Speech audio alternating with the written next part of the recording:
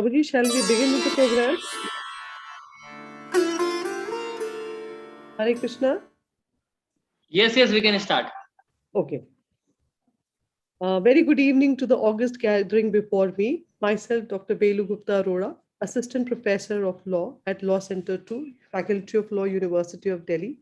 It's a moment of pride and pleasure to welcome all the distinguished guests present before me. But because of my ill health, I request our professor, Dr. Kiran Gupta, who is director of the seminar committee at Law Center 2, to please take pride and pleasure in introducing the distinguished guests and the other August gathering before us. Over to you, ma'am.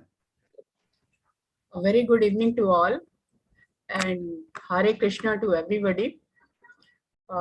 As all of us know that this is the fourth session of our international conference, which we are organizing along with the Ethicraft group. We are highly privileged and we are highly thankful to Arvind Dakshji, Prabhuji, for collaborating with us and making us possible to organize this series of conferences. Today is the fourth day. Earlier we have Prabhuji Shubh Vilasji, who has explained how to make a balance and rebalance and how this balancing is relevant between the four quotients which are equally important in our life. That is the personal quotient, the emotional quotient, intellectual quotient, and the spiritual quotient.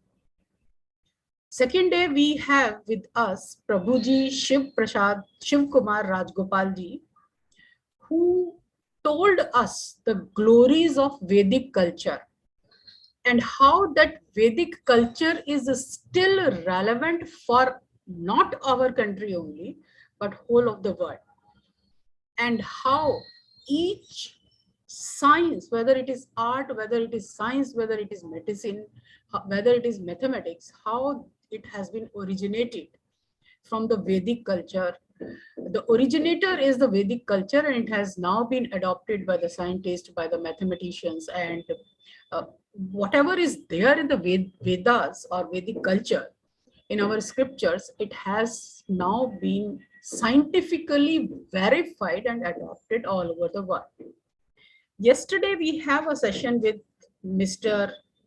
Shiriji Brain Blochji, and he has again explained to us that how we can control our desire, how can we achieve utmost happiness in our life by different ways. And he explained to us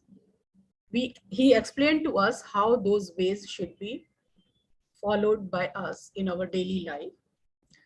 Of course, all the three speakers explained to us very clearly that it is not just that we have to lead a very, very spiritual life to be happy. We have to make a balance. Like in today's world, we call balance between work and family. So that way we have to make a balance between our family needs, our personal needs, and the spiritual life. Today is the fourth day of our conference, and we are happy that we are with us Madam Vasanthie Pillai ji, and she is going to explain to us the art of self-management. And it is something new for us. We talk about management of business, management of corporate houses, management of this and that, but we forget about self-management. So now I request our professor in charge, Professor Mahavir Singh ji, to introduce our guest speaker, Madam Vasanthie Pillai ji. Thank you, Madam Kiran Gupta ji. Am I audible? Yeah. Thank you. A very good evening, all of you.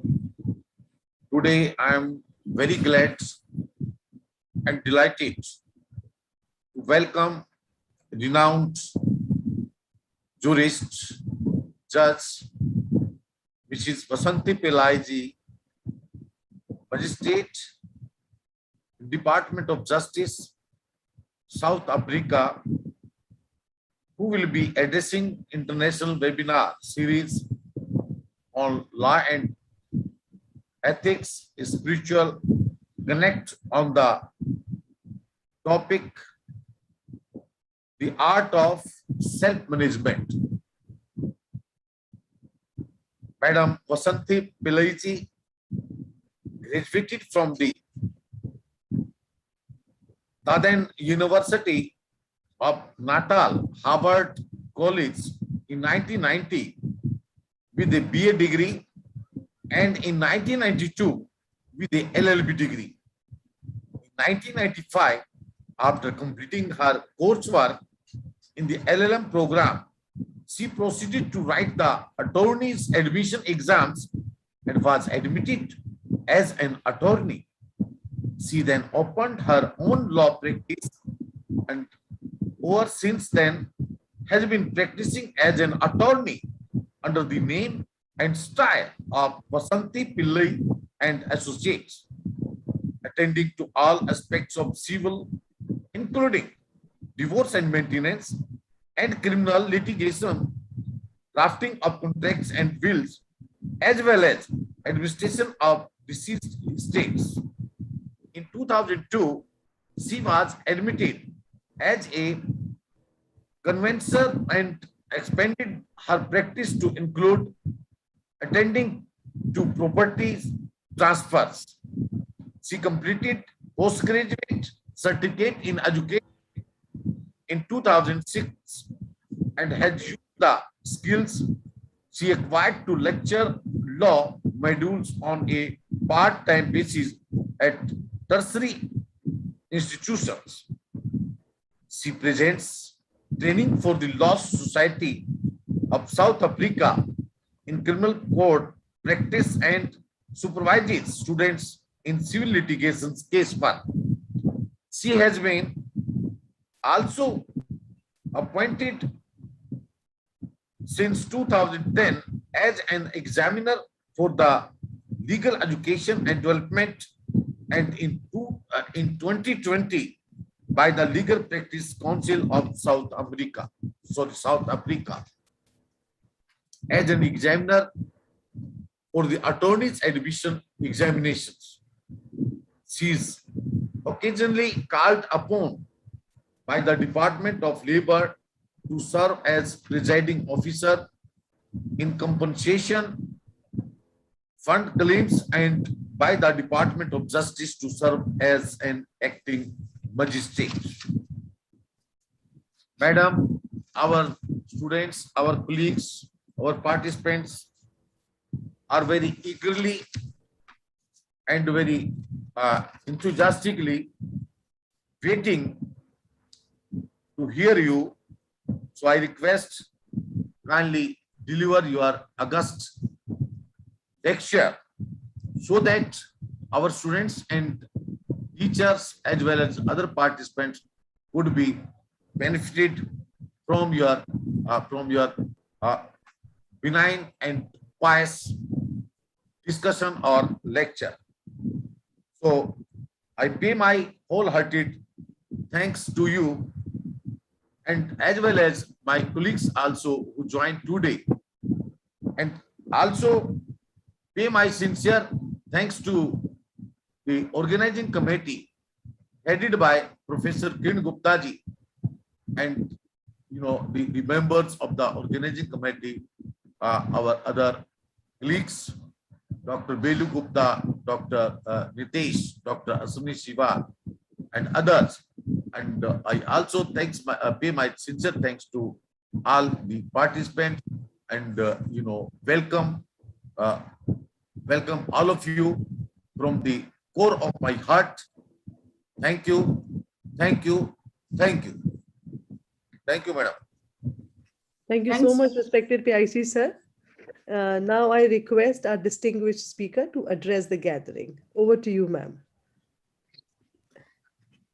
Good evening and Hare Krishna to the organizers, respected members of the academia, fellow colleagues in the judiciary, as well as practicing attorneys, advocates who are joining us here on this platform from India, and I'm here in South Africa, as well as the students who are attending today's session. It is my great honor and privilege to be your guest speaker today. And I feel very inspired by the cause of action that you all have embarked on at the University of Delhi to present these series of talks. So it is my extreme privilege to be part of this wonderful initiative, and particularly to be able to speak today on a very pertinent topic of the art of self-management. Like the previous speaker had mentioned as well, about the importance, it's a buzzword nowadays in society about this balancing act that needs to take place. So I think, together with that balancing act, we need to concentrate on our own selves in that respect as well. So I'm just going to take a moment to share my screen. Let me find my PowerPoint first. 1 second, if you just bear with me. And once I've done that, I'm going to try and share the screen itself. So let's see if I can do it now. There we go.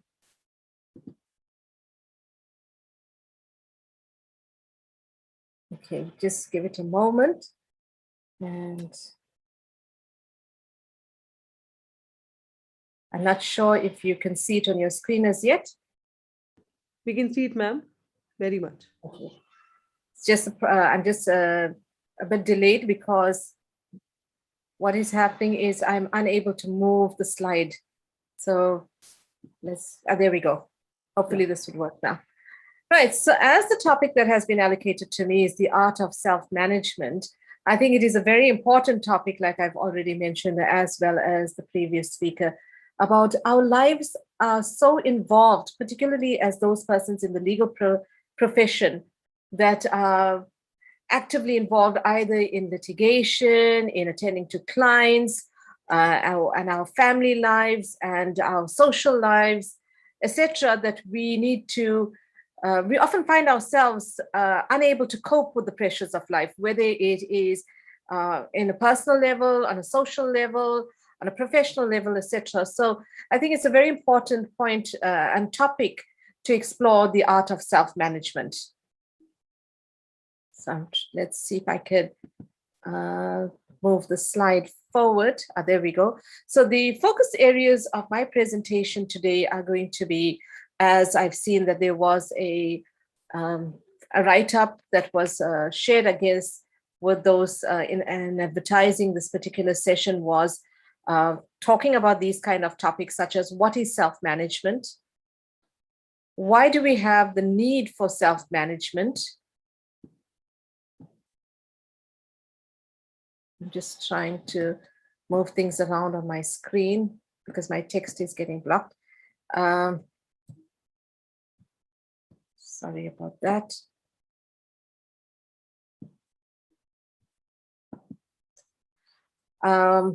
Talking about the uncontrolled mind and senses, what it can do to you, that there is no peace of mind without self-management, how self-restraint develops and boosts willpower, concentration, and memory. What are the benefits of self-control? And then we will look at practical ways to aid ourselves in our own self-management. But to start off with, I want to pose a question to you.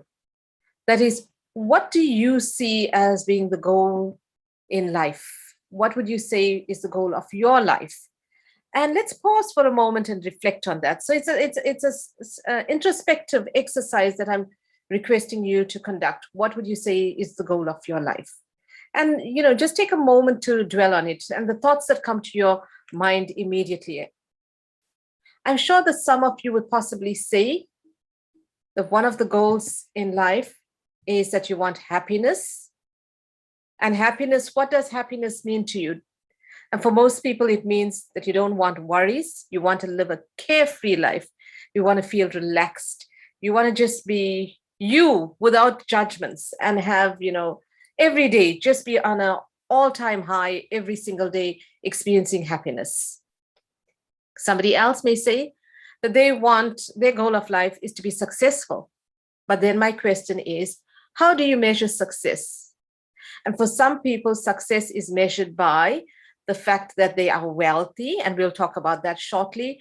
And with that wealth, you can, it comes status. So success could entail status in terms of society, where you live, depending on the socioeconomic areas in your area, in your geographical area, where you're located. Do you live in an apartment? Where is the location of that apartment? Is it in the lower income group areas? It's in the higher income group areas. What type of motor vehicle you drive?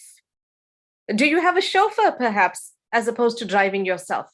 I've noticed that during my trips in India, that some people have drivers or chauffeurs. In South Africa, we all drive ourselves, and to us, to take a taxi or an Uber is not having your own vehicle, or perhaps for convenience purposes. But I think, and I'm subject to correction, perhaps it's a status thing to be driven as opposed to driving yourself. What type of clothes do you wear? Is it branded clothes? Is it Gucci? And is it, all these Calvin Klein and all these brand kind of names? Or are you one person that is satisfied with, I don't care what I wear as long as I am happy in what in my clothes and I'm comfortable in it. So what does success mean? Success means different things to different people. And for some people, it's their goal in life to be successful. Or is it your academic qualifications and or how much you earn that shows how successful you are? Then I think some people might say their goal in life is to be wealthy, because when you have money, you can get everything else flows from money, because with money, it solves all your problems, in the sense that you can then buy that fancy house that you were looking for, which give you status as to where you live. You will then be invited into the social circles where you'll be rubbing shoulders with the rich, the famous, and likewise that recognition that would be afforded to yourself. And so many things would flow from money. So having money, some people believe, will be the solution to all their problems. But we often hear the saying that money can't buy you happiness. So it goes back to my first point. For some people, happiness is the goal, whereas some people say money solves all their problems, but we also hear that money can't buy you happiness. So how do we achieve all these things where one seems to be conflicting with the other? And then at this point, I want to speak a bit more about money as well. And you find these kind of things that are posted on social media or on the internet. And as much as people think that, if you are rich, you are successful and you can afford everything. But look at these things that I have on the screen right now. And one of them says money can buy a house, but not a home. It's so profound, because you may have a house, but the people living with you, your family members, and the ambience and the ethos in that household is not very conducive to being happy with each other. Money can buy you a bed, but it cannot buy you sleep. So you may be suffering with insomnia. Money can buy you a clock, but it cannot buy you time. Money can buy you a book, but not knowledge. And that is, again, I just want to pause for a moment and speak about this briefly. Sometimes we find ourselves with, persons who have finished their final year in school. In South Africa, we call it they've matriculated. It's their 12th year, the grade 12 exams, which is the national exams, and they matriculate. But unfortunately, and they get excellent marks. They qualify to enter into tertiary institutions, into universities, but unfortunately, the family cannot afford the fees. And so, it's an obstacle to actually pursuing a career that they would have liked to enter into. On the other hand, you may have someone who comes from a fabulously rich family, but his results are absolutely pathetic. And based on his results, he cannot gain admission into that institution, despite the fact that the family, the parents, are in a position to pay those fees. Excuse me. So it comes back to the fact that money can't buy you these kind of things. Money can buy you food, but it cannot buy you an appetite. So what's the use having a fridge full of food, but you cannot enjoy that food because of your ill health, for instance, and you're suffering with a loss of appetite? Money can buy you friends, but not love, because friendship, sometimes they always say in times of need, friends are few and far apart. You only get to know who your real friends are when you are in a moment of need. And on the little image on the left-hand side as well, there's a few other things that I'll just look at selectively. Medicine, you can buy, money can buy you medicine, but not health, luxuries, but not culture, amusement, but not happiness. So all of these are flickering things. Sex, but not love. So, a person can go have an encounter with a prostitute, for instance, and it fulfills their sexual needs, but that is not love. And intrinsic to our relationships, we want to be loved and we want to give love as well. So moving on from this as well, having discussed that goals in life and how they can also pose their challenges, and they are not absolutely fulfilling in each of those that I've just mentioned. We need to focus on what is going to satisfy oneself. And when we speak of that self, it is not just this outer covering of us as individuals, as persons itself. And we would look later on in this presentation as to who is the self that we need to manage and what gives that self satisfaction. So self-satisfaction requires self-management and comes from within. And why I say it comes from within is because you may have money, you may have, be married, have children, your children may be successful, they've all, established in various professions, etc. But that satisfaction from within, you don't feel it. You still feel something lacking in your life. So what is that self-satisfaction? And we say that self-satisfaction comes from within, and it requires self-management in order to attain that self-satisfaction. The world we live in and the objects of our satisfaction require us to work, because all the things that I've just spoken about thus far, whether it is your happiness and your, the property that you want to buy, the vehicle that you want to buy, or whatever your family that you have, you need to fund their lifestyle, you need to provide for them. So all these basic needs, at least, even if it's not lavish needs, require funding. And for that funding, we find ourselves that in a position where we are forced to work. So work becomes part of our daily lives.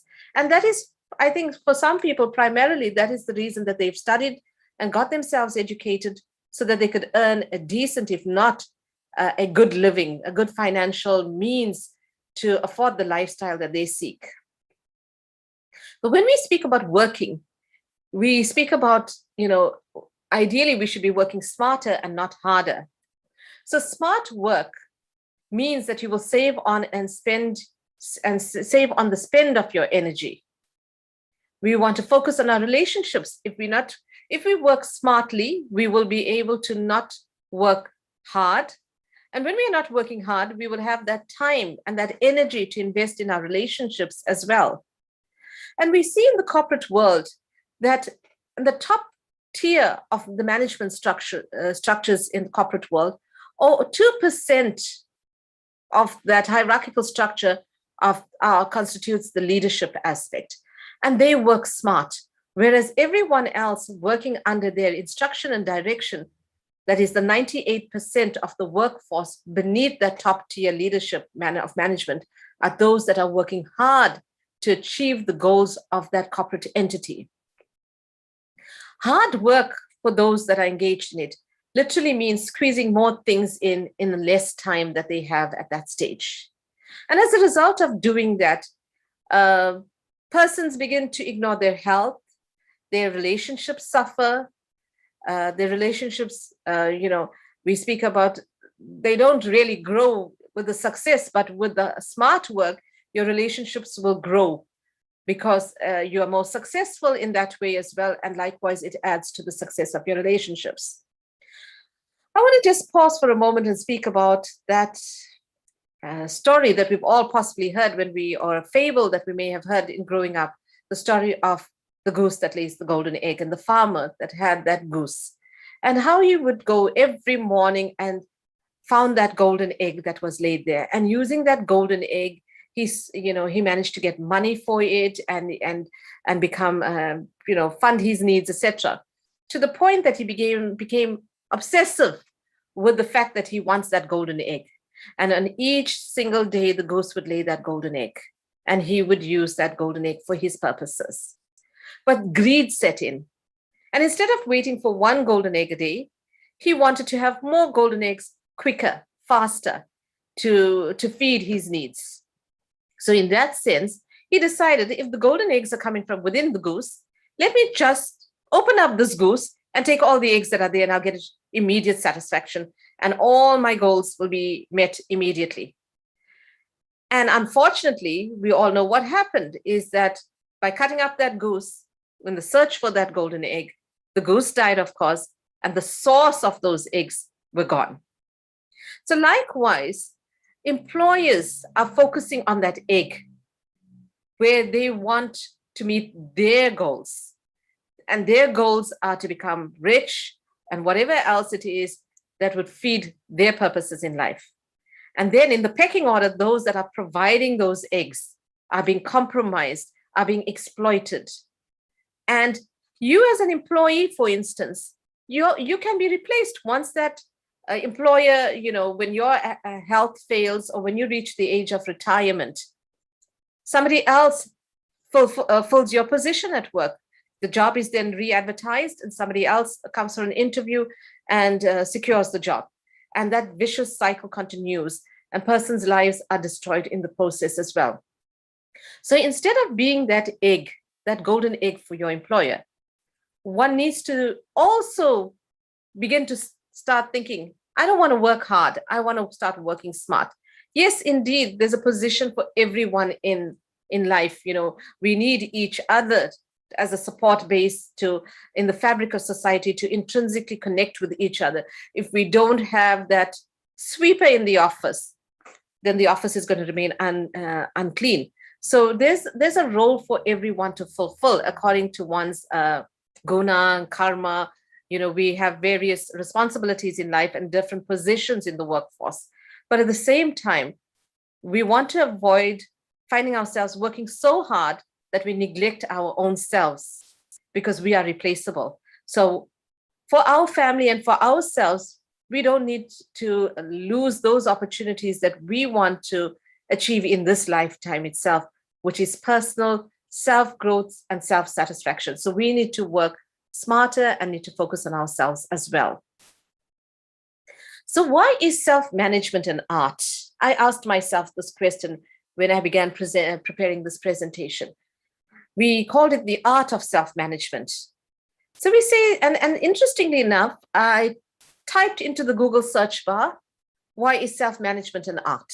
And this is the response that I got. Self-management, and the emphasis in bold is my emphasis. It says self-management is the art of using certain skills to boost your productivity and performance at work. Self-management skills empower you to set goals and channel your thoughts, feelings, and actions towards achieving your goals. So it comes back to the point that I made earlier. As much as the self-management in the world that surrounds us, the working world, as this definition that Google populate relates to work and your productivity and your performance, but it is you that finds yourself in that work environment. And therefore, your self-management needs to deal with your thoughts, your feelings, and your actions towards achieving your goals. We need to separate our work goals from our own personal goals. And in whichever realm we find ourselves in, whether it is in the work realm or in our personal realm that we're looking at self-managing, we find these three critical things that I've now highlighted in red. And mind you, these three things I found on Google as well. And we will see how this, later in the presentation as well, when I speak about thinking, feeling, and willing, it's so interesting that on a platform such as Google and in the world at large, it is spoken about that we have to channel our thoughts, our feelings, and our actions in terms of achieving our goals. And I'll speak more about that going forward. So when we look at our work-life balance, we find ourselves that there are four important aspects of our lives. These are fundamental to human fulfillment. If these basic needs are not met, we feel empty and incomplete.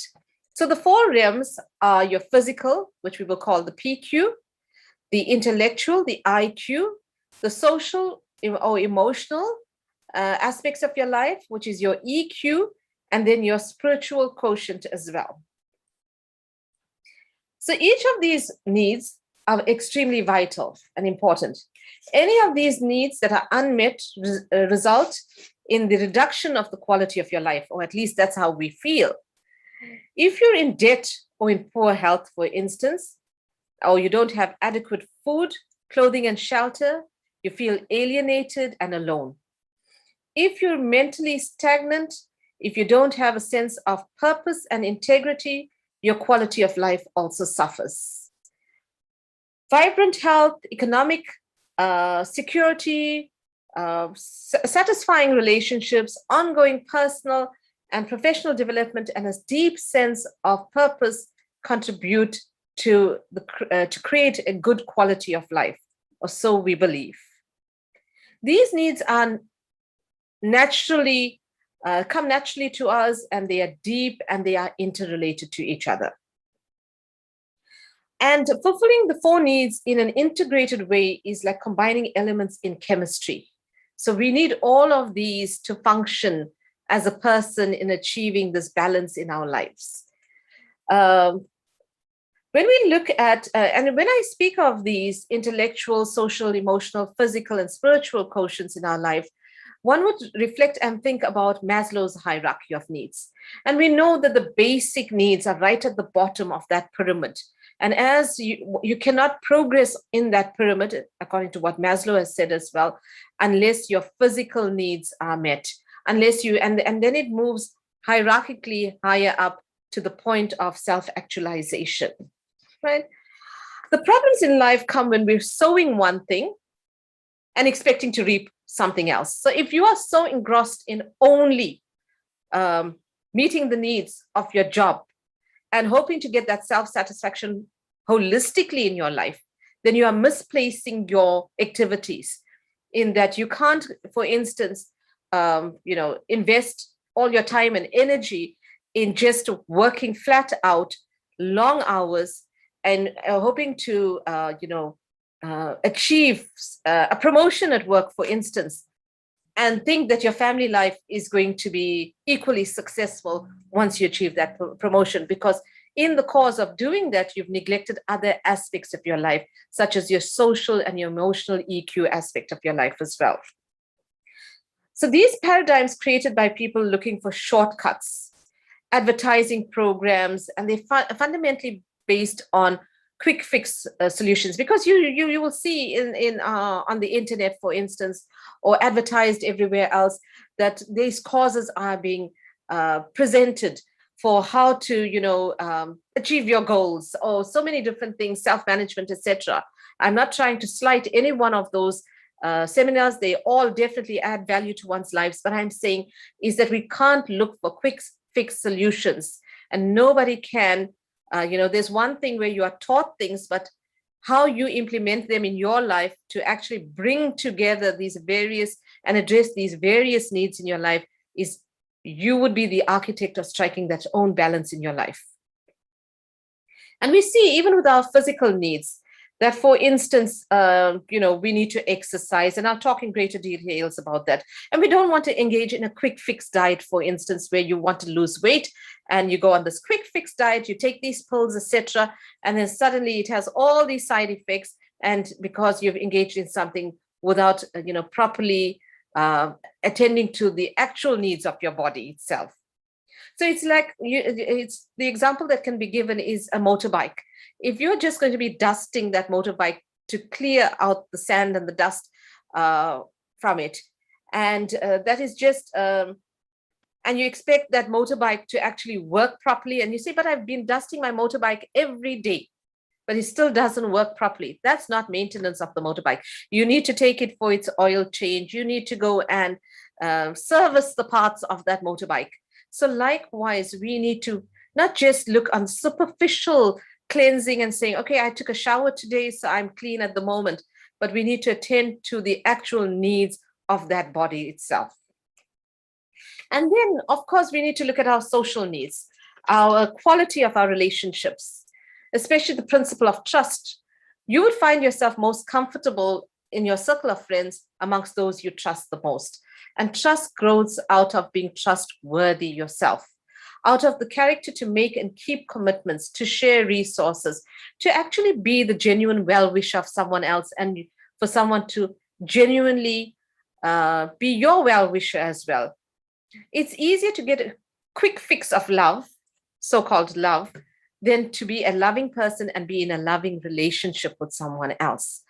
And it's to be always, your love is a two-way street. You give and you take as well. You can't expect only and not invest in that relationship. Your intellectual needs, I'm assuming that all of us that are in this forum currently are from the legal profession, and have, even in studying for your degree, for instance, we often find ourselves before the exams, we are cramming for that exams.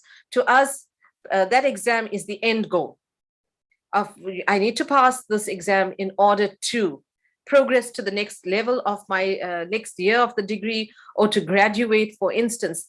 And we see it as the end goal, or the means to achieve our goal eventually. But in the process, oftentimes what we are doing is just, inloading the content of what we need to learn and offloading it after the exam.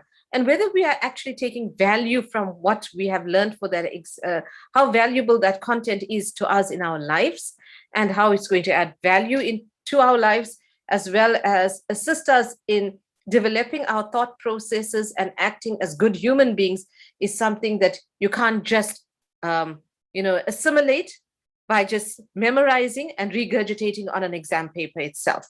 That's, your intellectual needs are far more different from actually studying itself. And then if we look at the spiritual quotient itself, our spiritual quotient, deals with who are we intrinsically. Who am I? Am I this body? We know that in this lifetime, we've seen this body change.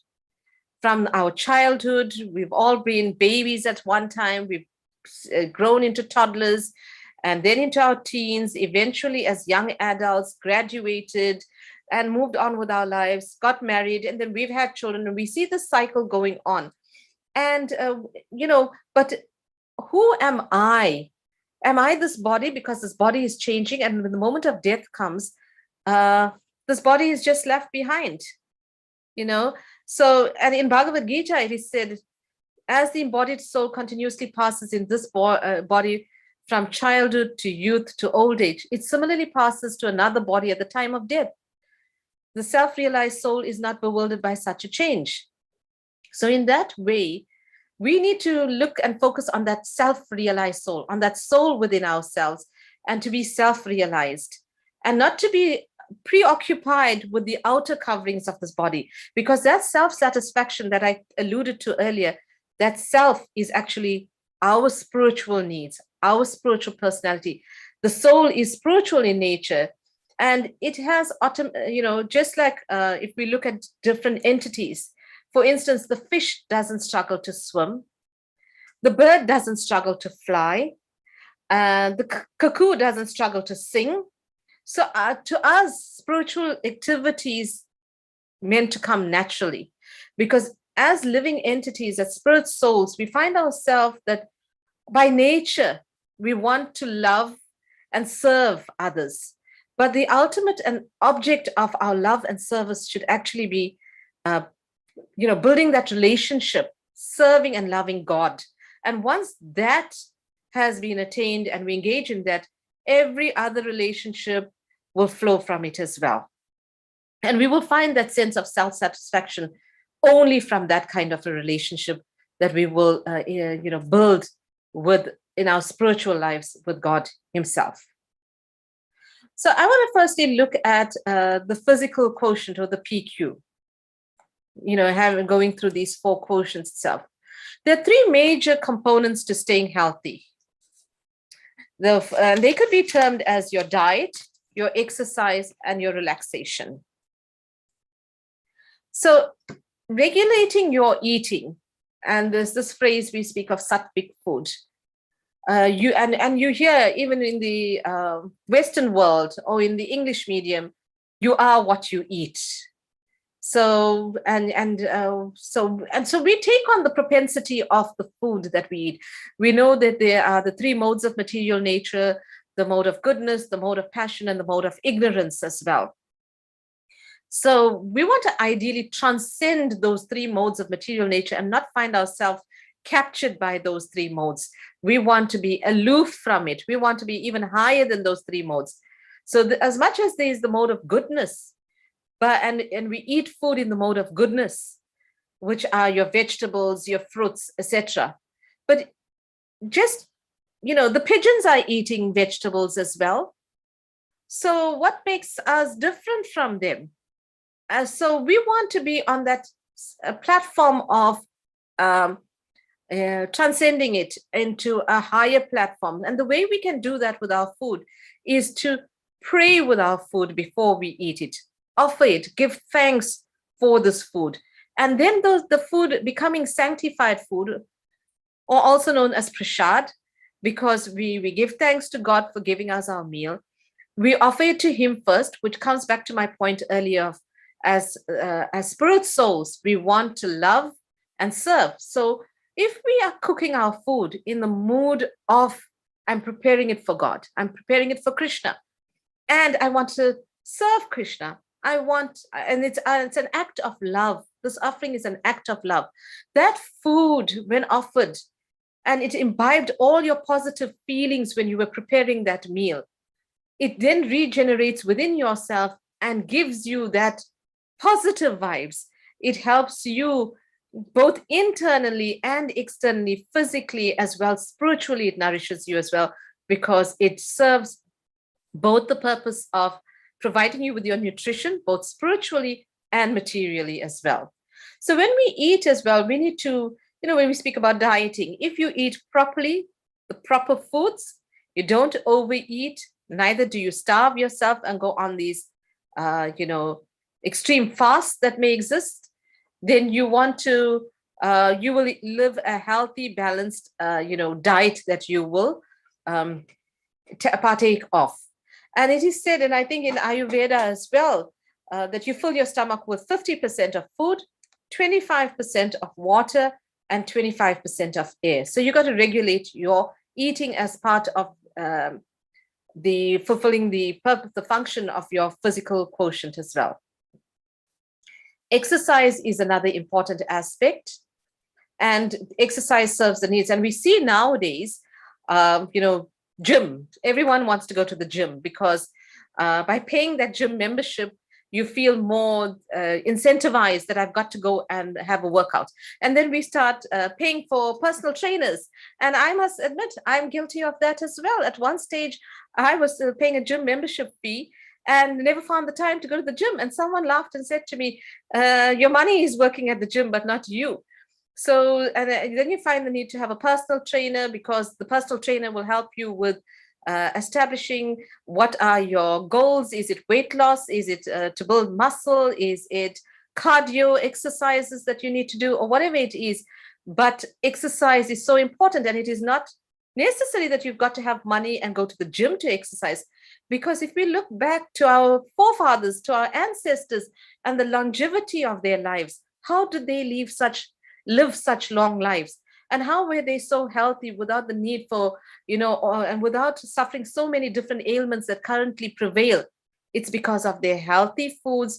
We now know, particularly in Western society, there is the phrase that, and the move towards organic eating, organic vegetables, organic this, organic that, everything is organic. But we've seen that from our forefathers about them planting their own vegetables, and everything was organic. So in that way, even, going for a walk, even the physical exercise of, going to the gym does not necessarily mean exercising. You can do simple things like going for a walk, planting in the garden, doing physical things around the house that actually serves the purpose of exercise. Exercise serves the purpose of removing toxins, because of the adrenaline that it provides. It keeps you fresh, fit and healthy. It gives positive signals to the mind. Think of when you've just done a routine on your treadmill or on your Orbitrek, etc., and how it, the body feels so reinvigorated at that stage. And likewise, if you do it in the morning, you feel like you can hit the ground running for the rest of the day. It increases your emotional strength. It gives you all these, feel-good hormones are released as well.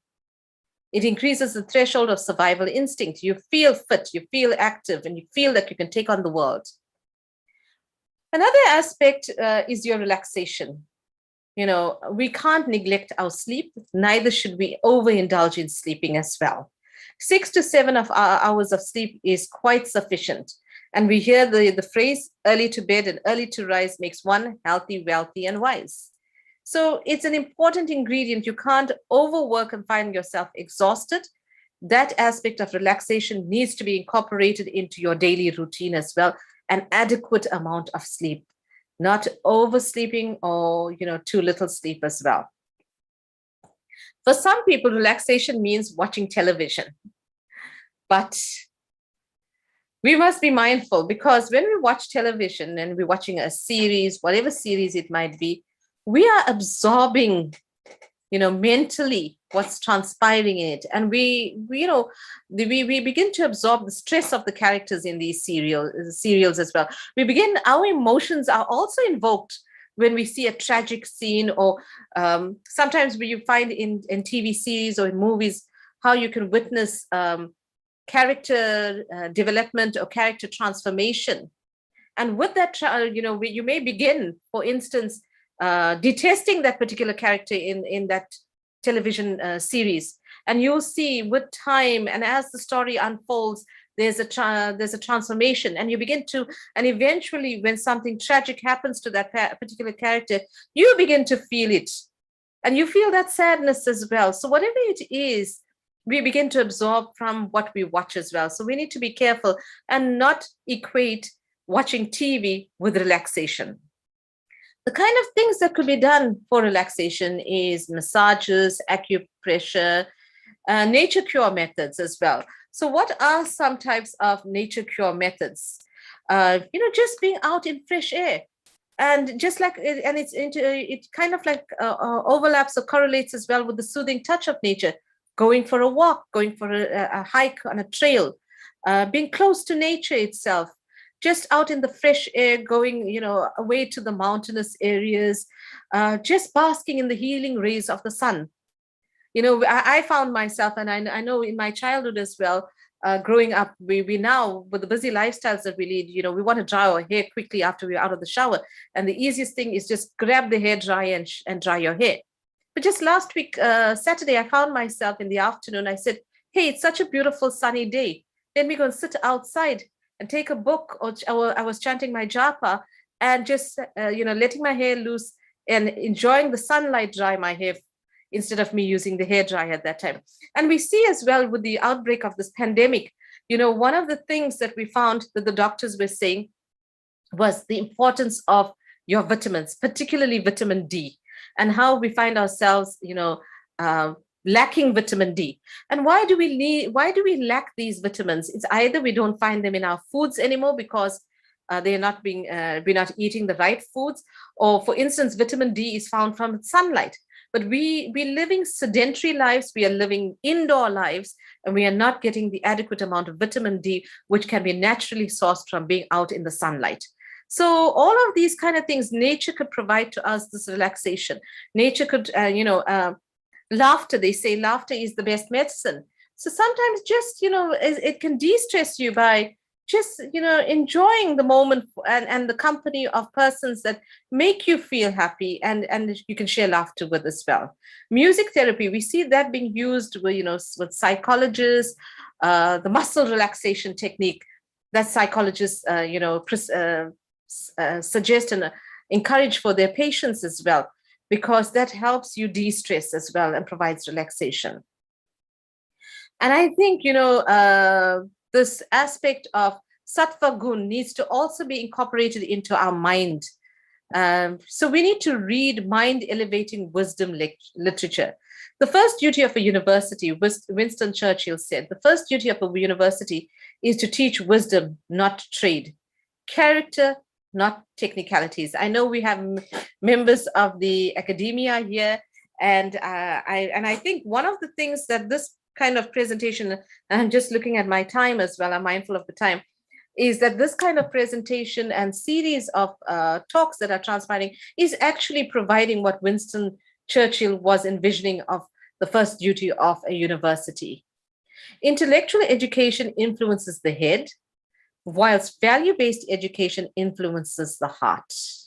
So we want to build character. We want to build people that are empathic, people that, you know, yourself being able to, we say that these students are the future leaders of society. So if we inculcate good values and we shape the mindset of our students, we will be actually contributing in a very important way to the future of civilization and society.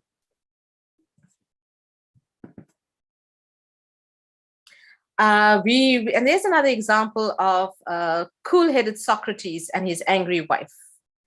So very quickly, I'm mindful of the time, and there's so much more that I want to cover as well, is that there's a pastime of where Socrates was at home with some of his friends and having some discussions, and his wife threw a tantrum, and she was angry and, you know, shouting and things like that. So Socrates never engaged with her on this. Instead, he said to his friends, let's take a walk and go elsewhere, perhaps to the park or wherever it is. And I think that perhaps irked her even more, that she wasn't getting a reaction that she wanted from him, and the attention that she hoped to achieve by this kind of a tantrum. So as he was exiting his house together with his friends, and his friends were quite puzzled by the fact that Socrates was still remaining so equiposed and afflicted by what was transpiring around him. He was aloof from these circumstances that he found himself in. As they were exiting the house, suddenly a whole bucket of water came crashing down on him particularly. And looking up, we could see that his wife had been on the first floor of the building and thrown a bucket of water, a pail of water over him. And, you know, once again, his colleagues and his friends were a bit puzzled because he didn't respond and react as others would in those kind of circumstances, as being angry, etc. Instead, he said, first there was the thunderstorm and now came the rain. So he just took it, you know, like, and that's how the kind of mindset we need to develop in the term, like, let things go that we can't change and we don't have control over, like water off a duck's back itself. And you can see that Socrates himself was self-realized as well, because even when he was poisoned, at that stage, he was administered some poison. And he said, you know, people think that they could kill me by giving me poison, but they don't know that the real me, who the real self is, and that cannot be destroyed, because he was self-realized and he knew that the soul cannot be destroyed. So self-control boosts willpower and concentration. So we're moving on to the point of the need for self-control in self-management itself. Willpower is to make, and this also deals with, you know, we're dealing with the other quotients now, your intellectual needs, your spiritual needs as well. Willpower is to make your mind do what you wish for it to do. And William Penn once was advising a drunkard, an alcoholic, to give up drinking.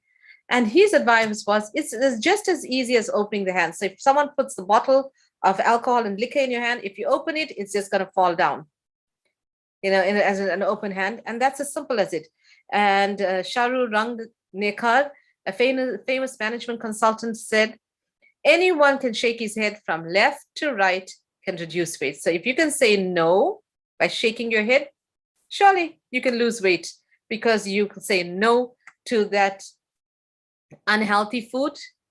And so you would be able to say, but we know it is not as simple for that alcoholic. If it was so simple for people to give up alcohol, then, you know, it would have just, and if it was as easy as opening the hand, we wouldn't have alcoholics. We wouldn't have AA, Alcoholics Anonymous, around. We wouldn't, everyone would be thin if all they could do was shake their heads, and that would They had the power to just do that, and that's all that it took. But that is not sufficient. We need to have that willpower to boost our self-control. And how do we get that willpower? Because we say that it is, willpower is to make your mind do what you wish for it to do. So the willpower comes from controlling the mind. In Bhagavad Gita, as it is, chapter 6, text 34, Arjuna is speaking to Krishna, and we know Arjuna as the most powerful warrior, someone who's so strong, and he's so powerful, but he is so disturbed on the battlefield of Kurukshetra. And he's saying, for the mind is restless, turbulent, obstinate, and very strong. Oh Krishna, and to subdue it, I think it is more difficult than controlling the wind. And we know that, when we have, and I think India experienced cyclones sometime last year, if I'm not mistaken, and we've experienced cyclones very rarely here though, but those winds, when they come in with the force, these elements of nature cannot be controlled. So likewise, Arjuna is comparing the mind to a raging wind that cannot be controlled. And Lord Krishna in Bhagavad Gita is saying to Arjuna, and this is the purport, and I think it's important, the same purport to this verse. So the verse is, for the mind is restless, turbulent, obstinate, and very strong, O Krishna, and to subdue it, I think it is more difficult than controlling the wind. And Srila Prabhupada, His Divine Grace A.C. Bhaktivedanta Swami Srila Prabhupada, the founder of ɪନିର୍ᴛᴇʀᴜ or the Hare Krishna movement, in his purport to this verse, he says, the individual is the passenger in the car of the material body, and intelligence is the driver. Mind is the driving instrument, and the senses are the horses. The self is thus enjoyer or sufferer in the association of the mind and senses. I think this is absolutely, absolutely profound, because if we want to get to the root of self-management and to self-control, it all stems from controlling that mind. And the description is given here of us as a living entity, as a person. The individual is the passenger in the car of the material body. So if we look at this analogy, this body that we find ourselves in is like a vehicle. It's like that chariot that we see on our screens right now. We're drawn by those horses. So that chariot or that car is being drawn by the horses, and those reins, you find the reins are there. That's the mind. And then the charioteer, or the person who is driving it, is actually the intelligence. So the intelligence in yourself is meant to be your driver. And that driver controls the mind, which is the driving instrument. And the senses are those horses. So they need to be reined in. And the person who is the passenger in that car or in that chariot is actually that soul. And that soul is the enjoyer or suffers in the association in the mind and the senses itself. And I think it is very important for us to read, there's this verse in Bhagavad Gita, and I've just put the translation here. It says in Bhagavad Gita, chapter 3, text 42, the working senses are superior to dull matter. Mind is higher than the senses. Intelligence is still higher than the mind. And the soul is even higher than the intelligence. So I've said it's important to read this purport. So I want to take a few moments to read from the Bhagavad Gita as it is, and the purport to this verse. And Srila Prabhupada is saying, the senses are different outlets for the activities of lust. Lust is reserved within the body, but it is given vent through the senses. Therefore, the senses are superior to the body as a whole. These outlets are not in use when there is a superior consciousness or Krishna consciousness. In Krishna consciousness, the soul makes direct connection with the Supreme Personality of Godhead. Therefore, the hierarchy of bodily functions, as described here, ultimately ends in the Supreme Soul. Bodily action means the function of the senses, and stopping the senses means stopping all bodily actions. But since the mind is active, then even the body may be silent and at rest, the mind will act, as it does during dreaming. But above the mind is the determination of the intelligence, and above the intelligence is the soul proper. If therefore the soul is directly engaged with the Supreme, naturally all other subordinates, namely the intelligence, mind, and senses, will be automatically engaged. Right? So I know we are a bit pressed for time. So I'm going to leave that purport as it is, but I would strongly encourage you to go to the Bhagavad Gita and particularly look up this chapter of Karma Yoga, text 42, 43 onwards, and even just before this as well. So let's look at the mind itself. So your mind can be your friend or your enemy. Depends how you choose to control your mind. The mind is your friend when it is under intelligence. Then it is serene, self-controlled, simple, and pure.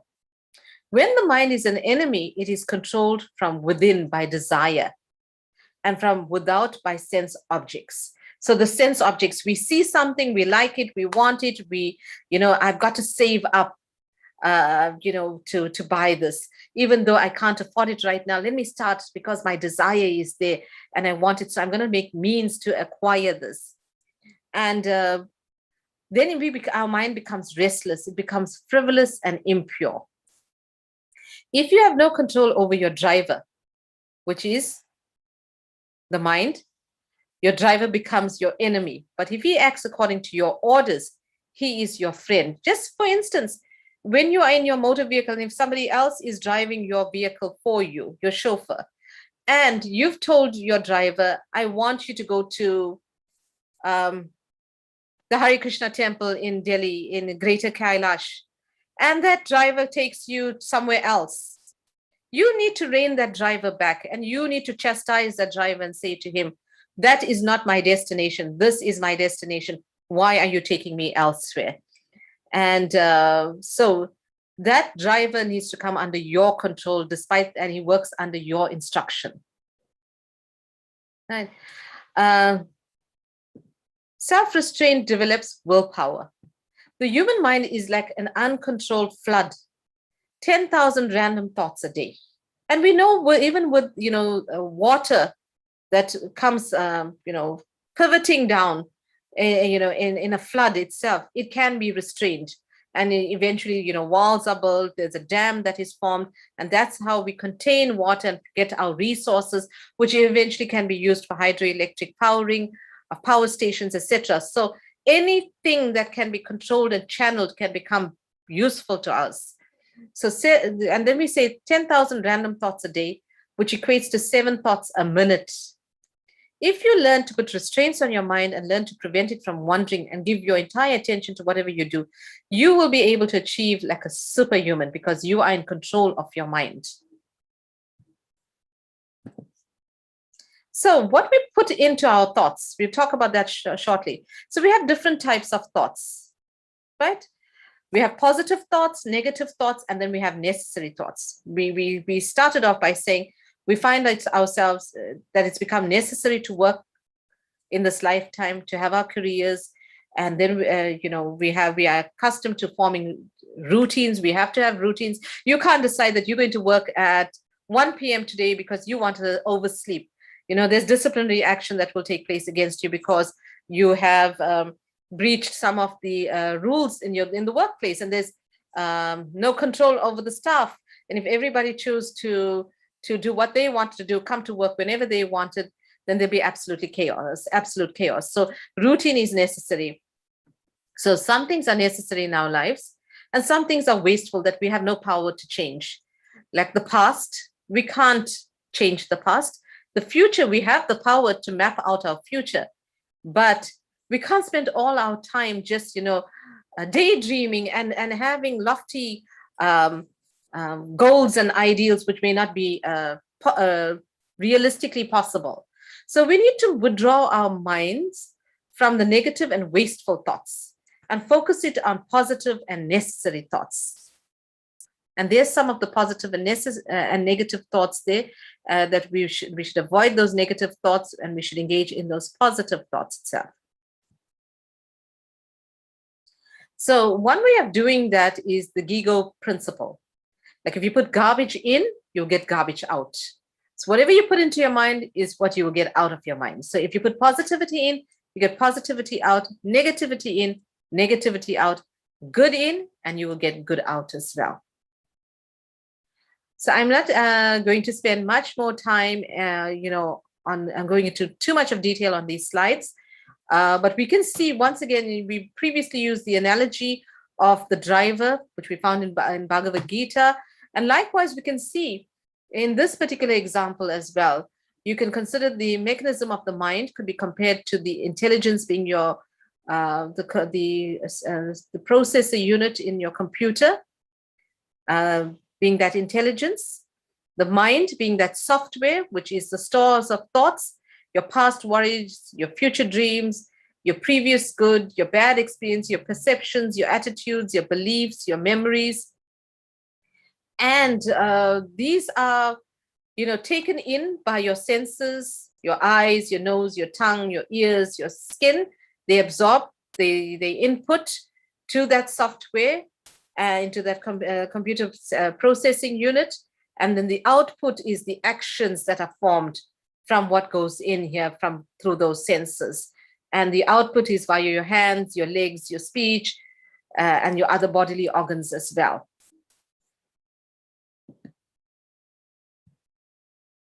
So we need to control our thoughts.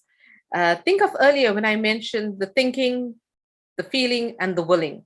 So it all starts with your thinking, your thoughts first. And if we can control our thoughts and our mind, then we can achieve great things as well.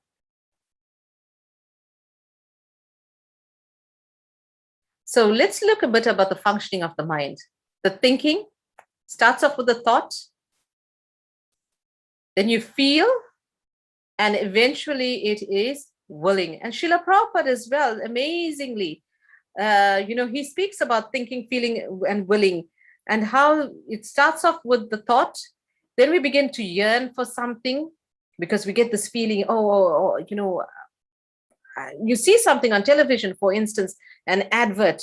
Oh, this looks so great. They advertise for all these different items on television, and in school, at least here in South Africa, I know right up until the final year of school, there's an exercise on interpreting advertising and emotive language that is used as well. And then it evokes these feelings. And from those feelings, you're prepared and you're willing to go and do whatever it takes to get this. So if we channel that mind with that same thinking, feeling, and willing away from all these different allurements that don't necessarily satisfy the soul itself, but are going to be temporary in nature and material.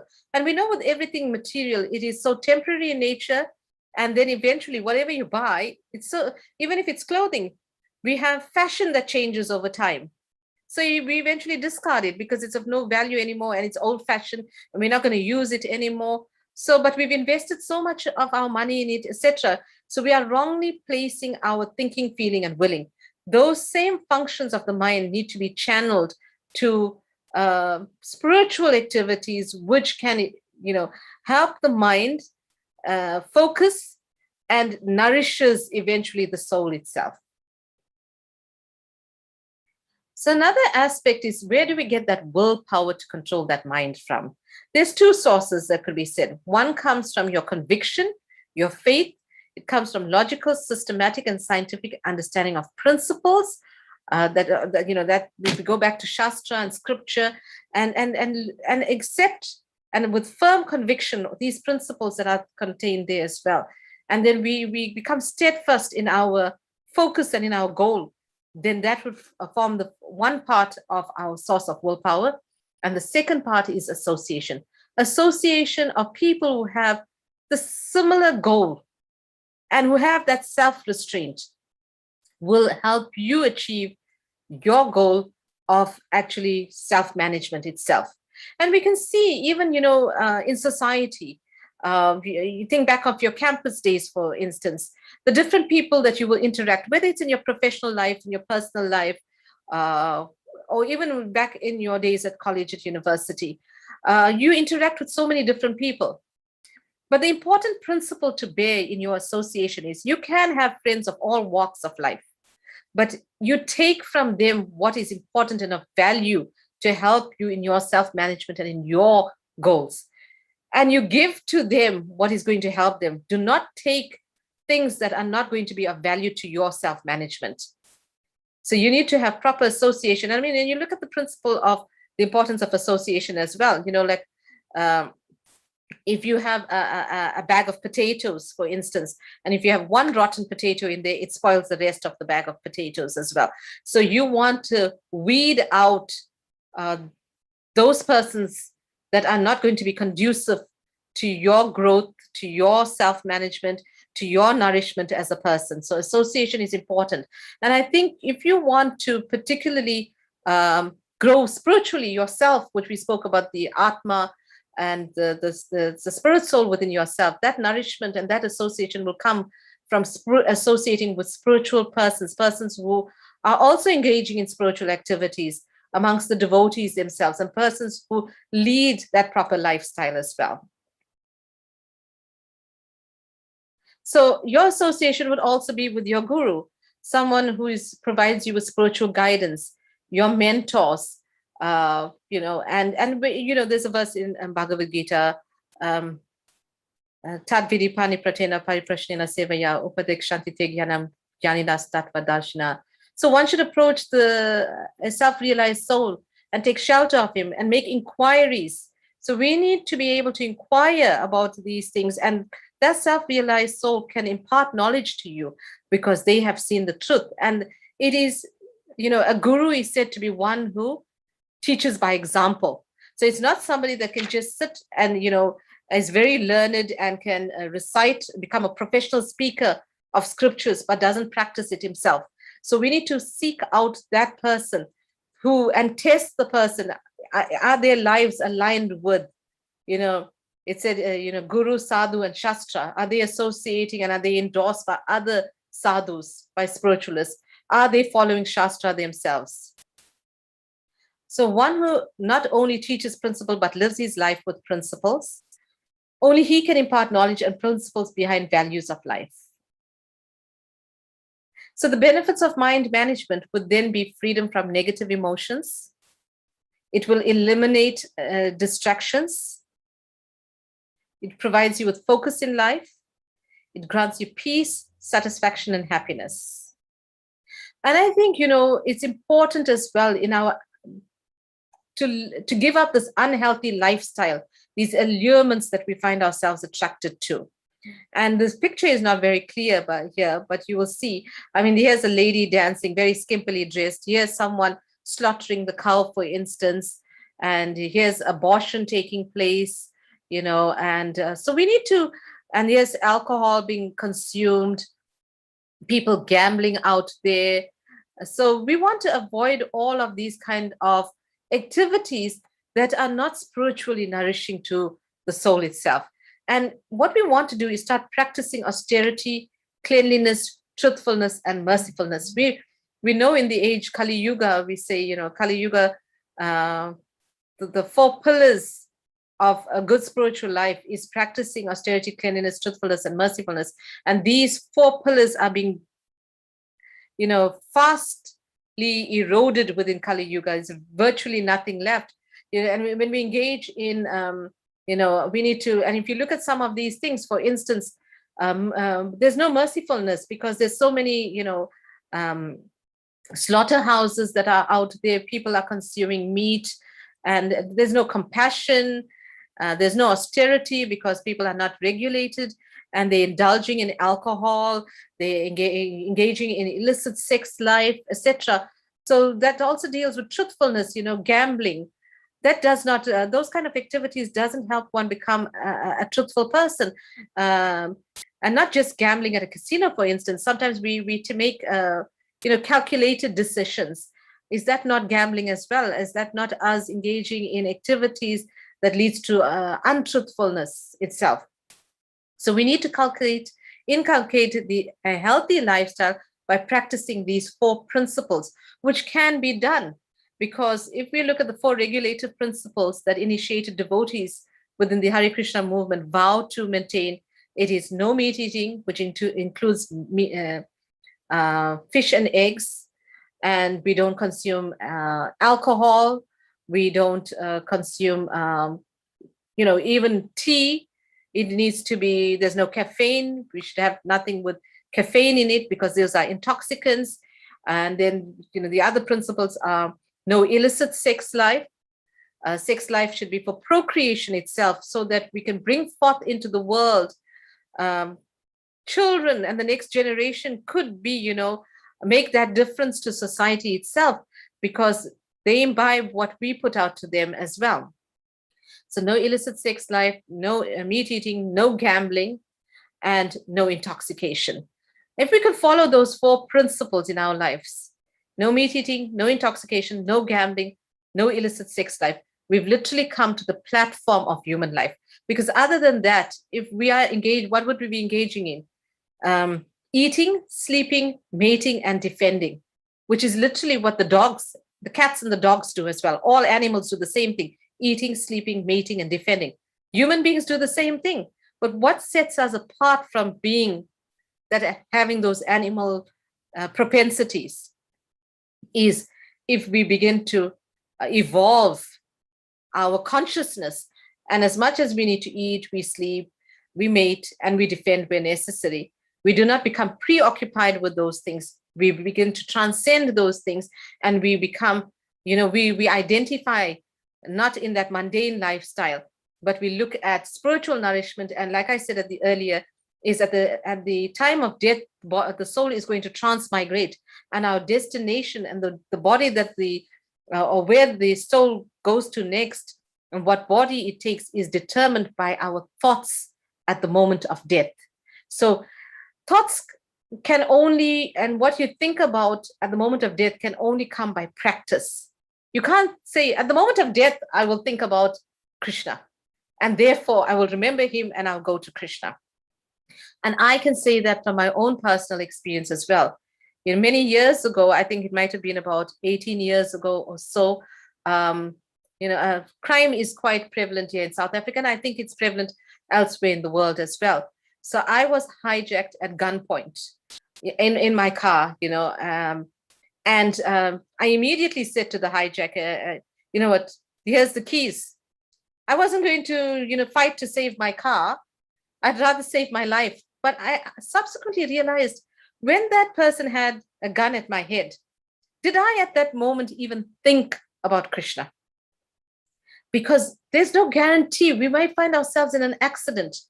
We might find ourselves, we've seen, and unfortunately, COVID, we've seen that, where people had to be placed on ventilators and people have passed away, and they did not have that opportunity to be focused, a single-mindedness on God at that moment.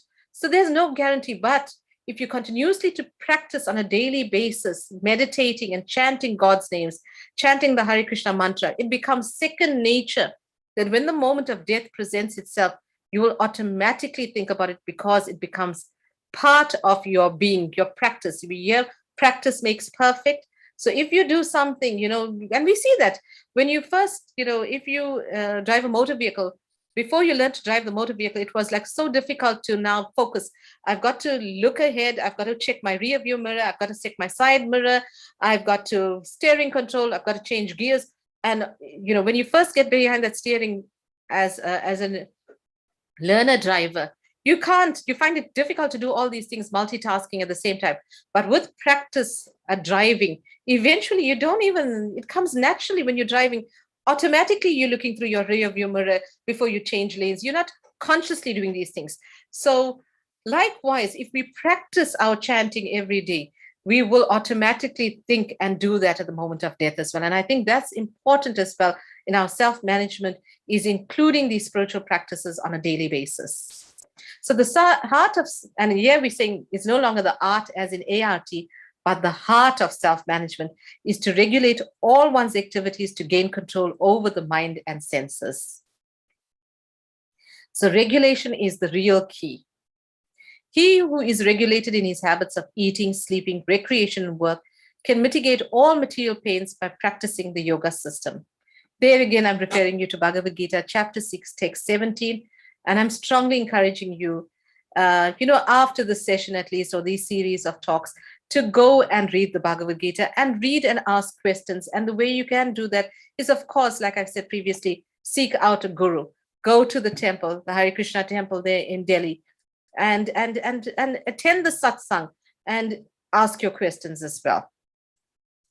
So the solution for managing stress, and that we're dealing with the IQ and the EQ, the intelligence quotient and the emotional quotient. There are conventional solutions and there's Vedic solutions, and I'm mindful of time as well. So the conventional solutions are your breathing, your self-suggestion, your massage, mental imagery, all of these things that a psychologist could possibly tell you to do, or a life coach could assist you with. But we want to look at the Vedic alternatives, the ABC formula: accept and love God, body, mind, soul mechanism. We've already spoken at length about the body and the soul being different, and the mind, and how we're going to address these aspects. And I think the third part, which is the most important part, is the chanting or the meditation aspect of it, the mantra meditation. And we are not human beings with a spiritual experience. We are spiritual beings with a human experience, coming back to the concept of us being spirit souls. So we are not human beings with a spiritual experience. We are spiritual beings having a human experience, and we need to find that spiritual experience and nourish our souls again. If we don't do that, we would be like a fish out of water. Think of it in this way. If you take a fish out of water, and I'm thinking about the singer Harry Styles, used to be with One Direction, with that, if you've seen his music video, you will see of him taking that fish out of the water and eventually puts it back into the sea, because he takes that fish all over the place. But anyway, coming back to the point that I want to make, you can take that fish out of water. You can buy that fish a fancy car and let him be in that car. You can give that fish a spouse to sing and dance with. You can give that fish a holiday by, on an airplane, going overseas. You can give that fish a brand new cell phone, and this is an old, outdated, not even a smartphone, the image that's on your phone, on your screen right now. But that fish is not going to be satisfied with anything. The best car, the best holiday, the best cell phone, etc. Why is that so? It's because a fish needs to be in water to survive. So likewise, our spirit souls will flourish the most. We are like fish out of water. We are not meant to be here. This material world is like a prison house. It is meant to reform us. It's just like in criminal law, when we sentence accused for their punishment. One of the objectives of sentencing is punishment. Another one is rehabilitation, retribution, and all of these things. So as spirit souls, we were once all there with God, enjoying in the spiritual realm. But because love cannot be forced, Krishna has provided each one of us with that degree of independence. So we could choose to love him, or we could choose to, have our own pleasure and enjoy ourselves. So those of us who have chosen, enjoyment separate from Krishna, we're put into this material plane, into this material world, on this planet. Try and enjoy. And I'm not asking you to answer this question to me right now, but I'm putting this question to you. Once again, a reflective question. As much as you may enjoy today, with happiness, there is the duality of material nature, and sadness is there on another day.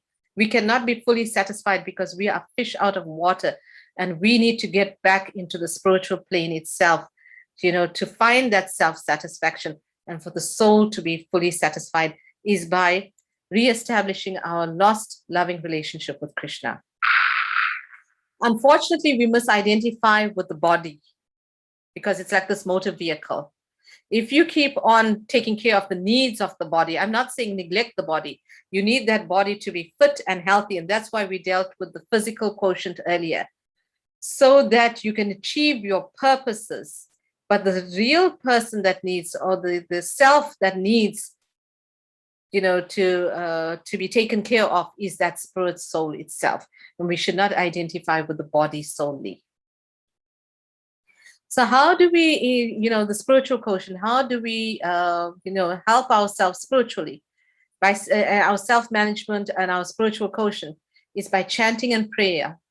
So we hear, and it's familiar with all of you in India, mantra, Sanskrit word, which mantra, man meaning the mind, and tra meaning to deliver or to free the mind. So we want to free the mind throughout my presentation, I've been speaking about self-control. I've been speaking about the intelligence and the mind having to come under the intelligence and the soul being the passenger and the driver being the intelligence. So we want the driver, the intelligence, to control the mind. And mantra means the deliverance of the mind or the freeing of the mind. And that is why this mantra that we chant, or mantra meditation, is what is going to help us to control the mind. And the Maha Mantra, which is the greatest of all mantras, is Hare Krishna, Krishna Krishna, Hare Hare, Hare Rama, Rama Rama, Hare Hare. So it's literally a plea to Krishna, to Rama, the reservoir of all pleasures, to Krishna, meaning the all-attractive, to please engage me in your service. And it's like a child who keeps on nagging at the father. And if your child comes and keeps on pulling at your sari or pulling at your coat, and says, Dad, Dad, Dad, and eventually you're going to let and say, what is it that you want, my child? So just like that, if we keep on chanting, focused with that mood of surrender, then Krishna will naturally reciprocate with us. So Srila Prabhupada also said in Los Angeles, he says, no peace back in 1968, he said, no peace of mind without sense control. Everyone in this material world is looking for peace, but they don't want to control the senses. For example, if you are diseased and the doctor says, take this medicine or follow this diet, but you refuse. You take whatever you want against the instruction of the physician. So how can you be cured? Similarly, we want to be cured of the chaotic condition of this material world. We want peace and prosperity, but we are not willing to control the senses. To learn restraint in all situations is called self-control. Just to summarize now, singers, if that's what your goal, you want to be a singer, you know that to maintain your pitch, you need to protect your voice. That's the most important thing for a singer. They're going to avoid ice cream, cold drinks, hot chili items. A person with typhoid is going to avoid those oily foodstuffs and those puris. A pilot cannot drink alcohol and fly that plane because he's not going to have self-control. Likewise, if we apply the pandemic to this example as well, we know that to prevent ourselves from getting COVID-19, coronavirus, or any strain variants of it, we've been told three things. We've got to wear our masks, we've got to sanitize, and we've got to social distance. So this way we are also practicing self-control, that if you want to avoid certain thing, you got to do certain thing. So the concerted effort needs to be done. It may seem like a bit of an effort in the beginning, like with all things. When you first day that you go onto that treadmill, you come out of that treadmill with aches and pains. But if you continue, going on that exercise machine every single day, you no longer feel those aches and pains. So likewise, initially it may seem a bit tedious. I'm not going to give up this. I'm going to give up meat eating. I'm going to give up intoxication. I'm going to have to chant the Hare Krishna mantra. I'm going to have to do. But if you build it into your routine, you will find that your day is not going to be fulfilled until you've accomplished what you needed to do, this routine that you've set up for yourself, your meditation time. So without self-restraint, none of these can attain peace and happiness. Srila Prabhupada said that as well. One who restrains his senses, keeping them under full control, and fixes his consciousness upon me is known to be a man of steady intelligence. And we spoke, intelligence needs to control the mind.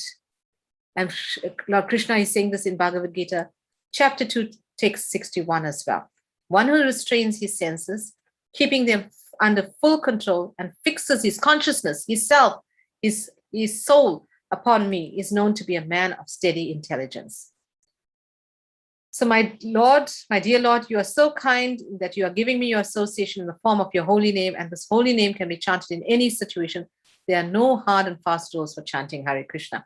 You can chant it whilst you're in the bus, in the train, in the taxi, wherever it is. It's not that you have to be in a quiet, peaceful, great if you can achieve and you have that opportunity. That's the ideal. But that chanting can take place anywhere. It's focusing your mind. That's what the important point is. So, I'm not going to go into great detail. We've almost come to an end of the time that was allocated. but I think I've covered whatever else I needed to. And yeah, even if one reflects on the Mahabharat, Bhishma Dev, and we're going to come to, we're doing the auspicious month of Kartik right now.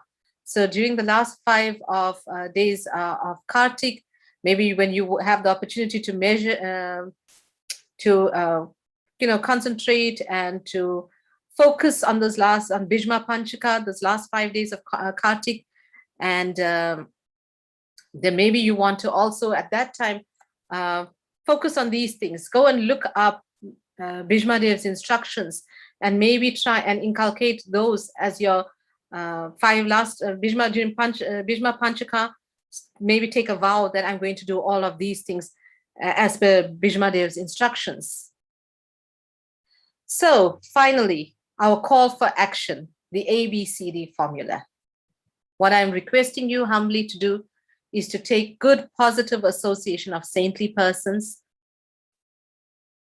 To be is for books, read value-based books, go back to our Shastras, to our scriptures, chant the mantra, the Hare Krishna mantra, do mantra meditation, and follow a good, healthy diet. So thank you very much. And I know we've run out of time, and possibly, I really appreciate the time that you've given me here today. You've invested your time. I value your time. And thank you for staying on during this entire very long 2-hour presentation. And but I'm most grateful for this opportunity. And I hope that in some small way, as unqualified as I am in this aspect, I have been able to share with you some of these timeless principles. These are not, and I can't take credit for these. These are not from me. This is from Bhagavad Gita, is from the Supreme Personality of Godhead speaking himself, from Srila Prabhupada. You may not have faith in me. You may not believe in what I've got to say, but at least believe in what has come down from over 5,000 years, and also from Srila Prabhupada, who is a self-realized pure soul and the Acharya for this century, if I could say so. Thank you very much. Hare Krishna. Thank you so much, ma'am, for such a beautiful lecture and giving us a new definition of ABCD altogether. So from the very beginning, we should be teaching our kids a new definition of ABCD. And the best takeaway home of your lecture is that we are into human body. We are not human body, but the spiritual experience, but we are spiritual bodies with human experience. That was beautiful, man. That was a beautiful statement. Thank you so much for enlightening us. And now I request our Professor Dr. Ashwini Sewal, who is one of the organizing members of the seminar committee, Law Center 2, to kindly propose his vote of thanks. And before that, if any questions are there, I would like request the floor to take the questions, and then Mr. Sewal can give his vote of thanks. Any questions? The floor is open for the questions.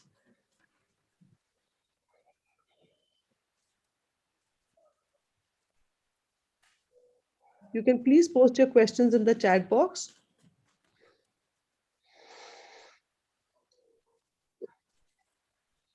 I think Professor Belu.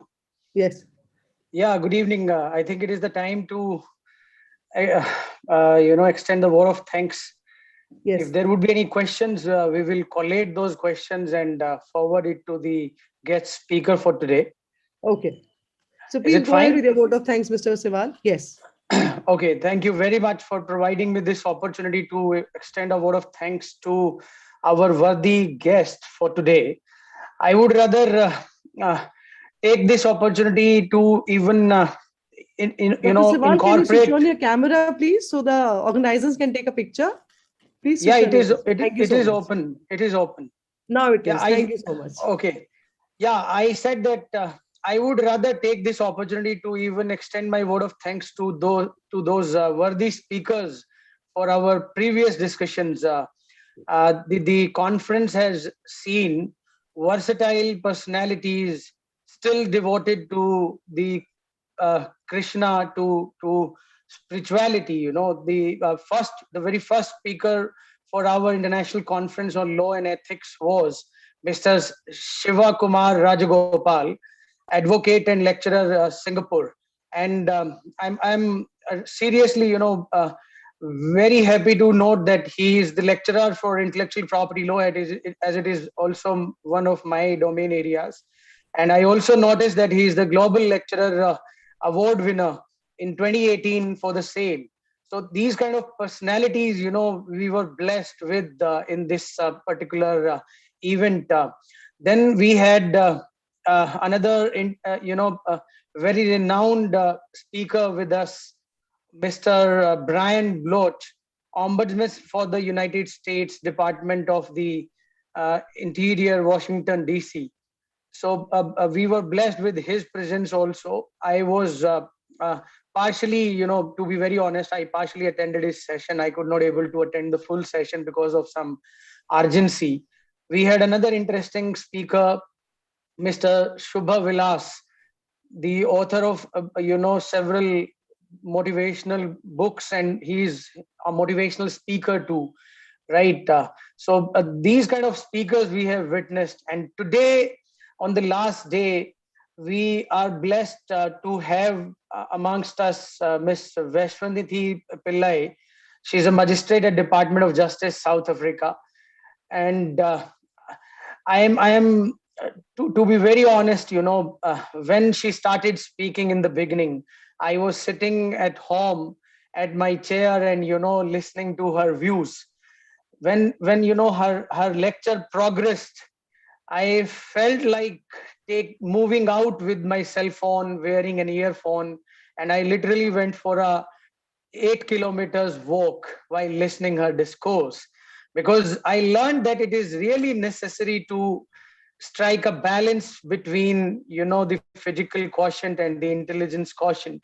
So for me, it was seriously a hour of, bliss, that I was listening an intellectual person and simultaneously doing something which helps my, physique to stay fit and my mind to stay, fit always. So I am really motivated by her discourse today. Most importantly, the important components which she put across in her discourse today, to strike this balance, to avoid the evil thoughts, to have always, the positivity in our mind, to always welcome and incorporate the good things into our mind, because whatever would be the input of our mind would react in the same way. So off late, I have been really very, troubled, and my mind was not really, very good, working not very, very good, off late. So my experience and my, attending this lecture today is a wonderful opportunity for me and many people like me who might have been undergoing the similar kind of a mental frame, especially during the times of COVID, when we are staying at home and confined at home, not even socializing with the people, not even going out for the amusement and entertainment. But I learned today that the things which makes us happy, they may give us the amusement, they can't give us the happiness. So for finding the true happiness in life, you need to explore, and you can even get the same sitting at home, if you realize how to, and if you know how to achieve and accomplish that. And today's lecture has been the wonderful opportunity for me and for many people like me. We are really blessed with your presence, dear Magistrate ma'am.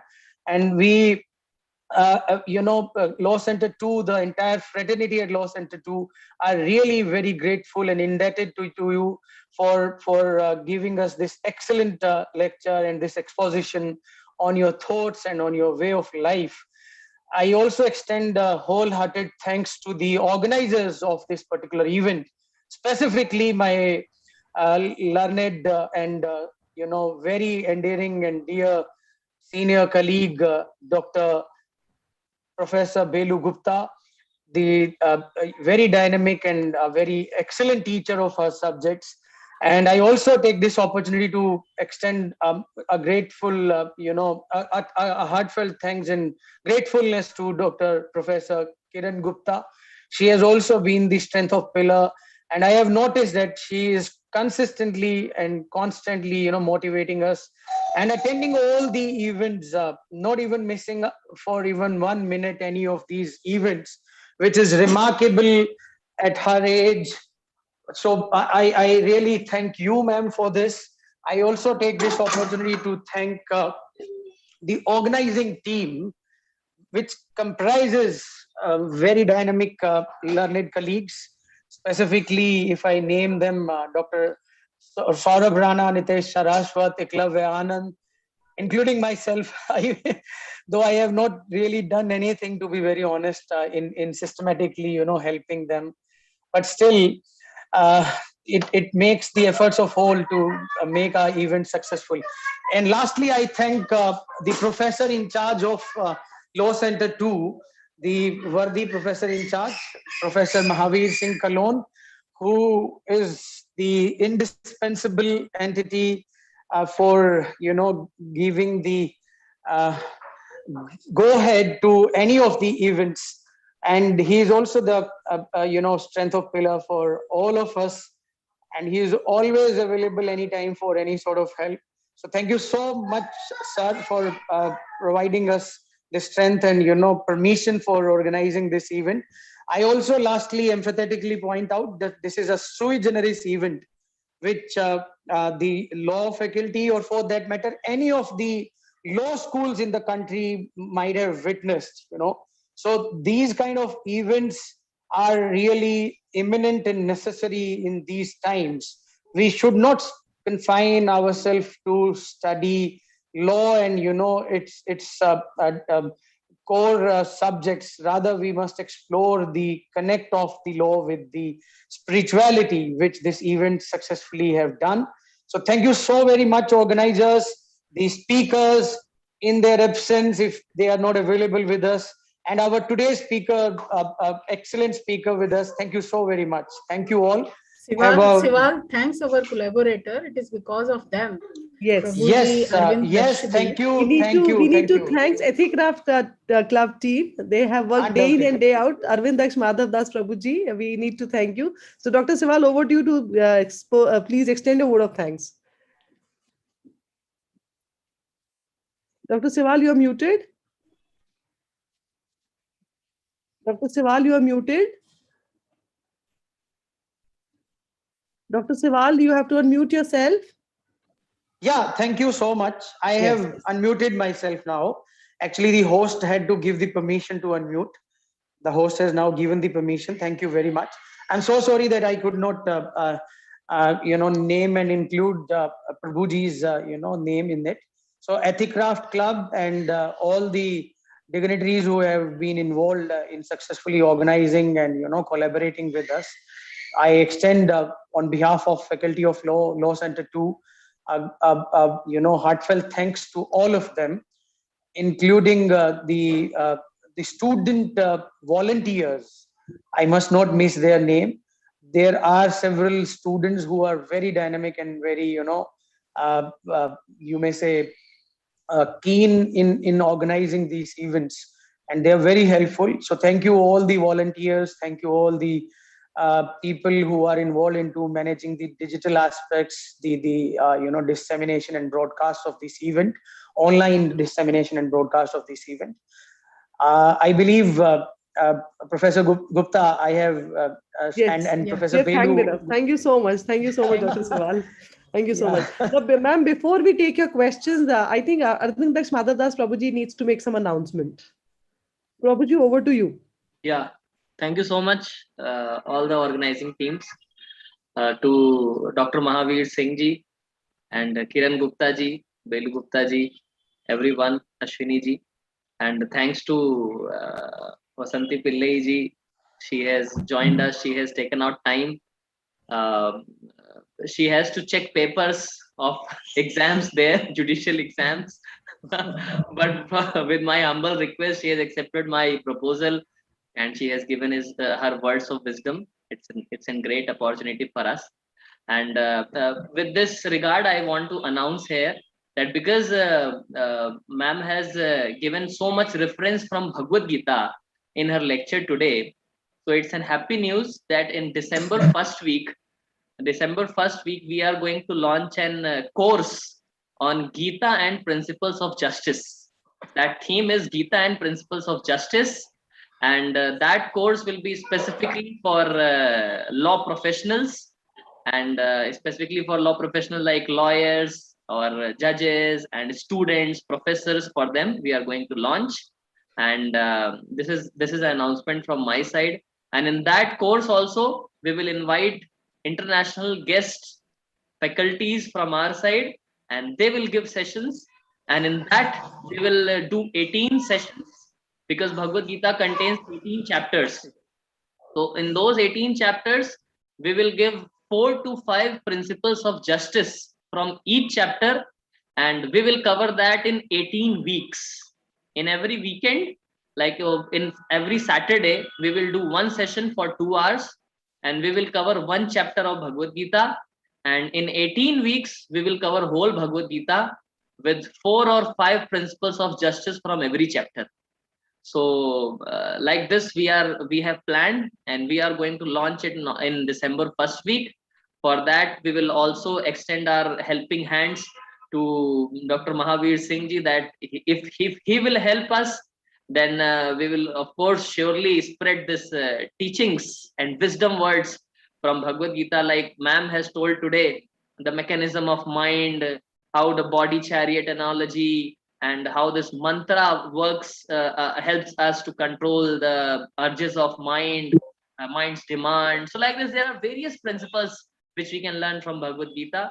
And I personally, with my team, I am running various courses.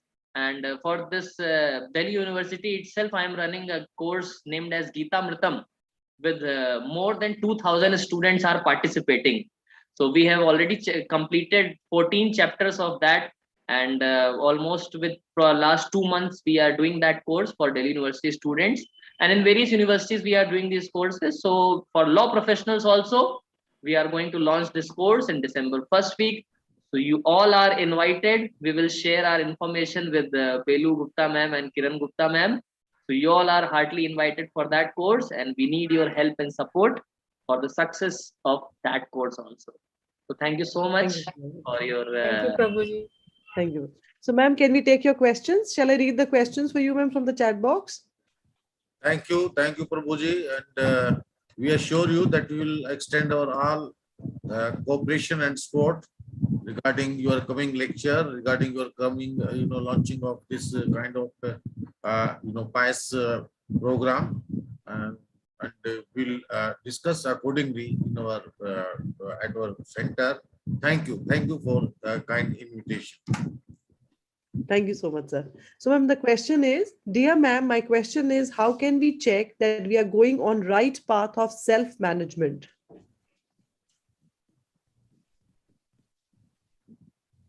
Firstly, I'd just like to say, I think I got the time wrong. I finished because of the time difference. I thought we had already reached the second hour because it became 4 p.m. here in South Africa, but I didn't realize I still had some time. So my apologies for that. And I'm glad we have this opportunity right now. So the question is, how can we ensure that we are going on the right path of self-management? The results will become obvious with time. Once you practice, like I said, practice makes perfect. So you will see that difference in your life. You will feel it automatically, and you will see that that your lifestyle has changed. You will feel more at peace. You will feel more in control over your activities, and but it starts off with changing. Identifying what needs to be changed in your life, and how you're going to go about changing those things, incorporating these principles, how you're going to address your physical needs, how you're going to bring in the spiritual aspect, the meditation, how you're going to control your mind. And once that self-control, the self-control becomes that mind control. Once the mind control comes into place, then you will develop, and the change will be effected, and you'll find yourself more in control over your life. And therefore, you practice it, you will see the results in it. Thank you so much, ma'am. Next question is, how can self-management improve by the time? Okay, I didn't realize we had this time, so I messaged the person who asked the question already, but I'll just elaborate a bit more. If I could just reflect back to the example I gave earlier, how could it improve with time? Everything goes back to practice makes perfect. So if you continue practicing, and you need to become a bit more conscious of what you're doing. So it's no use saying that I am going to, even with exercise, for instance, there's a proper way of exercising. So you can maybe be doing whatever it is. Let's say, for instance, you are on the, you are doing press-ups. But if your body is not aligned, like the plank or whatever it is that you are doing, and if you're not doing it properly, you're saying, oh, I did so many press-ups today, but you didn't align your body properly to achieve the objective of that press-up, then you are fooling yourself. So likewise, if you are going to be doing mantra meditation, then how are you going to measure is going to be based on, is your mind still, flickering and going all over the way? Whilst you are chanting your japa, for instance, and engaging in mantra meditation, it's no use saying, I've done mantra meditation today, and because I mentioned in the presentation, it can be done anywhere. It can be done on the train, in the taxi, or wherever it is, that, I have done my quota of mantra meditation today, but I'm not seeing the result of it. And the reason could be why you're not seeing the result of it is because you are either doing it offensively, you're doing it too much of a routine. I know I said that it'll come second nature to you, but that focus, you need to rein in those senses. So it's not that I've done my mantra meditation whilst I was watching TV today, or I was like interrupted and took a phone call, etc. You set aside that time for the spiritual practice of yourself, uninterrupted, focused, and that's when you will be able to see those results as well.